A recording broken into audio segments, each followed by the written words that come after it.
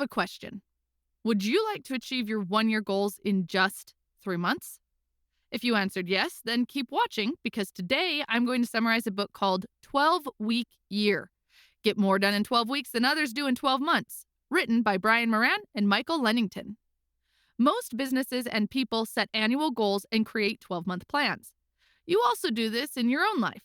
You set a New Year's resolution on January 1st and commit to changing your life by December 31st. The authors of the book argue that this type of thinking and planning is not effective, wastes so much time, and stops you from achieving your goals. If annualized planning doesn't work, then what is the alternative? The authors argue that a better alternative is the 12-Week Year program. And here's why. First, within the 12-Week Year program, seasons don't exist. There is no summer, there is no winter, there is no autumn. A week now takes the place of a month, and each day accounts for a week. Through this lens, you can see how important each day and week become. Second, all the excitement and productivity of the year-end push now happens 4 times a year. Your deadline is always in sight, so you stop telling yourself that there's still plenty of time. If you have a slow week, you might be able to make it up the following week, but you know you can't have too many bad weeks if you are going to be successful at the end of 12 weeks. This mindset makes every day important, and the need to produce results every week becomes vital. Third, you can't possibly predict every action you will take over a 12-month period, so any plan you make will be based on assumptions and theories. In contrast, a 12-week plan removes assumptions because the time frame is short enough for you to make an accurate plan and execute it successfully. Fourth, instead of waiting until December to find out if you failed or succeeded, you find out much sooner and course correct. No need to wait another year. Finally, the fifth benefit is the relaxation and celebration you look forward to after all your hard work. You now have 4 opportunities to reflect on your achievements and take a few days off to recharge. And when you come back, you have a fresh start again. If for some reason your first 12 weeks didn't work out as you had hoped, you don't have to wait another year. You have 3 more chances to get it right and finish the year strong. If these benefits excite you, then here is the 4-step formula. Step number 1, vision. Everything around you, such as your computer or the phone you're using now, is created twice. First, it started as an idea or vision in somebody's head. And second, it was created in physical form in some factories. What I'm trying to say is this. Before you set goals, you need to get crystal clear about your destination, about your vision for the year. Imagine it this way. Imagine the year has ended and you look back and see that you have achieved all the things for that year. What does that perfect year look like? How much are you earning? Do you finally have your own business? Are you earning 10 grand per month? Are you in great shape as you have always wanted? This is a kind of dreaming stage. You are dreaming about your perfect year. Don't let your analytical mind come in and say, how the hell will you achieve all that in 12 weeks? It's not realistic. This is not the time for how. We will get there as well. It is time to dream and dream big. Why dream big? Because soon you will push yourself beyond your comfort zone. And if it is not big and exciting enough, you will give up. Step number 2, plan your execution. Now that you know where you want to go, it's time to plan how you will get there. First, you need to find a clear goal. You might have more than one goal, but don't overwhelm yourself with too many goals. The key is to identify a few essential ones that, if achieved, would bring you the results you want. Second, list all the key tasks for that goal and plan how you will get them done. Apply the same logic you applied to goals and focus on key tasks. For example, your goal might be to earn $120,000 for the year. Now, how do you plan to earn that amount of money within 12 weeks? Will you earn 10 grand in the first week, another 10 grand in the second week, and continue at this rate for the rest of the time? Or will the first 4 weeks have no earnings, but in the remaining 8 weeks, you will earn 15 grand per month? The goal at this stage is to plan each week and identify what results need to be achieved by the end of the week and what tasks need to be done. Each week needs to be planned in advance, and it should look like this. The goal at the top of the page for that week and the list of tasks to achieve that goal. Now, when you are planning, one of the most often questions you will be asking yourself is, how? How do I get this task done within 1 week? Or, how do I get this big goal achieved within 3 weeks? Let me tell you a little secret. You are asking the wrong question. You shouldn't be asking how. You should be asking who. I recently read a book called Who, Not How, by one of the greatest business coaches, Dan Sullivan. Dan says when we want something done, we are trained to ask, how can I do this? This is the wrong question. The right question is, who can do this for me? For example, if you need to design a logo, you need to ask, who can do this for me instead of, how can I do this? You might say, well, I have no idea how to find a logo designer, so I will figure out how I do it myself.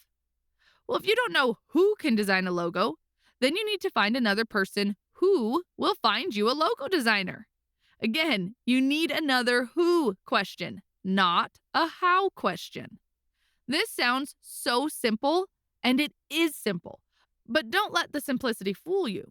Asking who is not natural for us, so it will take quite some effort to shift your mindset. Once you start asking the who question, the doors open up for you. It saves you so much time and money, plus improves the quality of your output because you are involving others who are experts at what they do. Step number 3, control your process. The idea is simple. At the beginning of each week, ideally on Monday, review the progress you made in the last week. Did you complete all the tasks for the past week or not? In the next step, I will explain how to measure your progress. Once the evaluation of the last week is done, then create a new weekly plan for the coming week. Check your weekly plan every day to ensure you are completing the right tasks and the timeline of your week still makes sense. If it does, then keep moving.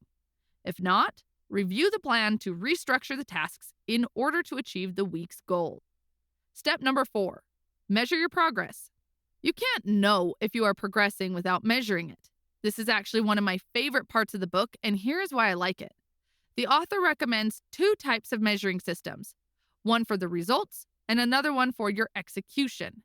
For example, let us say you want to lose 1 kilo of weight per week, and to achieve that, you have planned that you will exercise 5 times a week and eat 2,000 calories a day. Using this example, we can say that measurement of the result is the amount of weight loss in 1 week. Did you lose 1 kilo in the past week or not? This is the measurement of the result. However, the measurement of execution is different. It is the number of tasks you completed to achieve that result. In this example, it was 5 days of exercising and eating under 2,000 calories per day. Did you exercise for 5 days and eat under 2,000 calories every single day? If yes, then you have a 100% execution score. This is the measurement of execution. The author says you should focus more on measuring execution rather than the results. People who focus on more execution have a higher chance of reaching their goals compared to people who focus on measuring their results only. Using the above weight loss example, if the only thing you measure is the result, losing 1 kilo per week, then you will probably get discouraged once you step on the scale and see that you haven't lost anything for that week. On the other hand, if you focus on the execution, you know that result will come because you are doing all the right things. The author says if you complete 85% or more of your tasks every week, results will come and you will reach your goals. You might not see the result for 1 week, but the next week you will probably see it if you stick to executing your plan. You might ask, what if the result doesn't come after 2 or 3 weeks? Well, that means something is wrong with your plan and it has to change. For example, maybe you have calculated the calories wrong. You had to eat 1,500 calories instead of 2,000 in order to achieve the result you wanted. This is why it is important to measure both the result and execution and keep them separate. So to quickly summarize the 4-step formula, number 1, create a clear vision. Number 2, plan how you will execute your vision. Number 3, control your process by evaluating the past week and planning for the new week. 4, measure your progress and focus more on execution. If you would like to stop watching at this point, you can do that. You already got the core of the message of the book, in my opinion. However, I have 10 small tips that will make it very easy for you to implement this 4-step formula. Here they are. Tip number 1, manage your time well by splitting your day into blocks. It takes approximately 15 minutes for you to get back to your tasks when you are stopped to check emails or text messages. On average, 28% of employees' days are spent managing interruptions and refocusing on what they are doing. In a 40-hour work week, that is 11 hours of time wasted. That is why the author advises separating your day into 3 blocks. Block number 1, strategic block.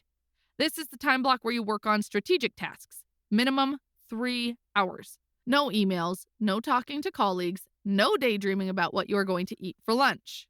Block number 2, buffer block.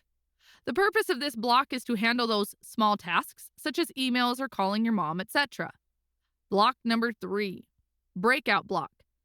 Success is not about working hard all the time. You must allow your mind to rest and recharge so you can always work at your full capacity and focus.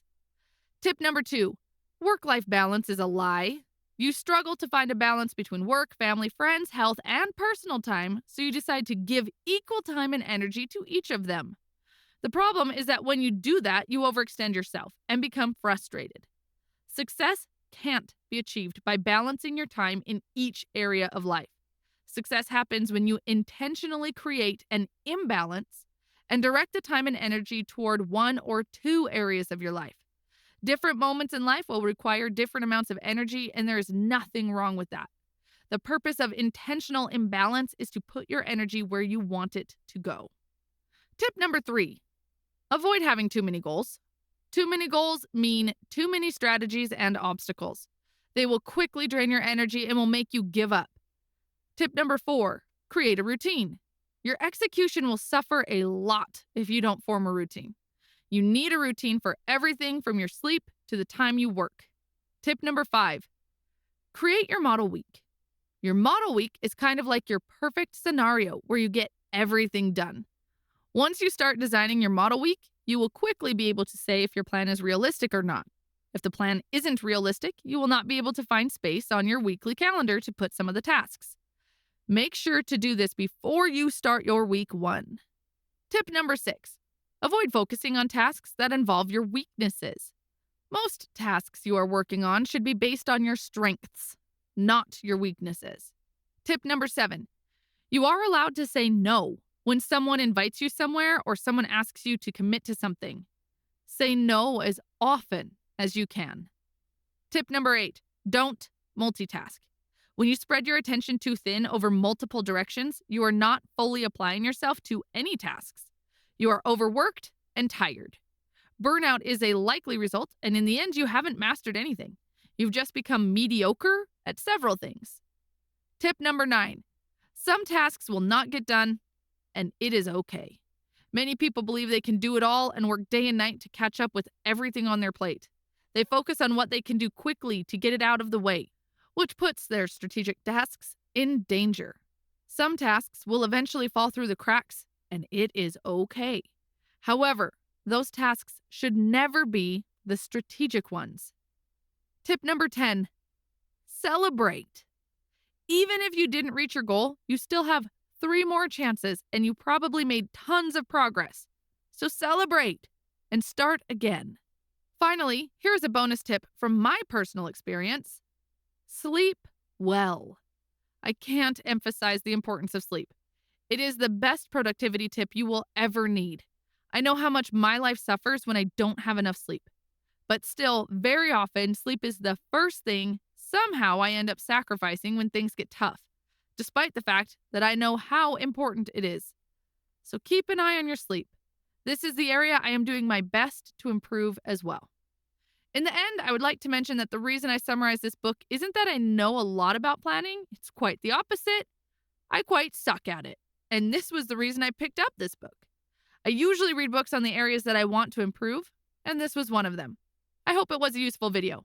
Thanks for watching.